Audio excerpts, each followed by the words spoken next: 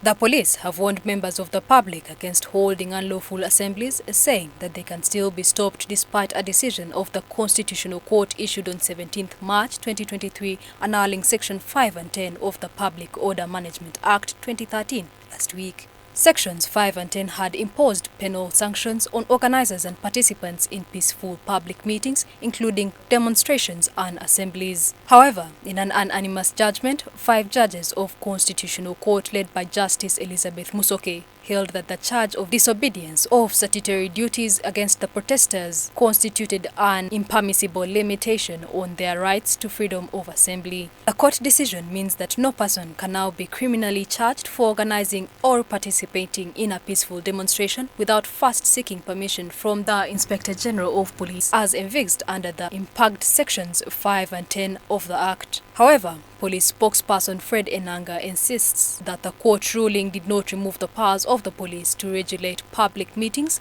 so as to avoid unnecessary inconveniences to the public and also ensure public peace. 5 is still intact, and this one basically provides for organizers of the public meeting to notify police 3 days before the date of the meeting. And so organizers of assemblies and processions, individuals and political groups should know that although there is a fundamental right to peacefully assemble, they also have a duty to inform the police as per the requirements of Section 5 about the date, time, details of the organizers, the location and consent of the venue owner, number of persons expected, purpose, and any other basic information.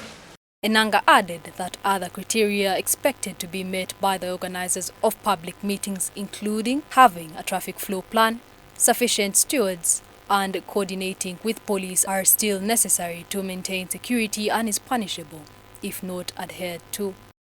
We've seen situations whereby people, wherever a police officer, a commissioned officer is trying to make a proclamation, there are people who try to come out and block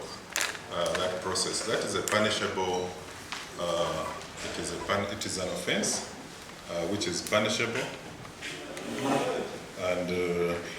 any person who forcibly prevents or obstructs any person making a proclamation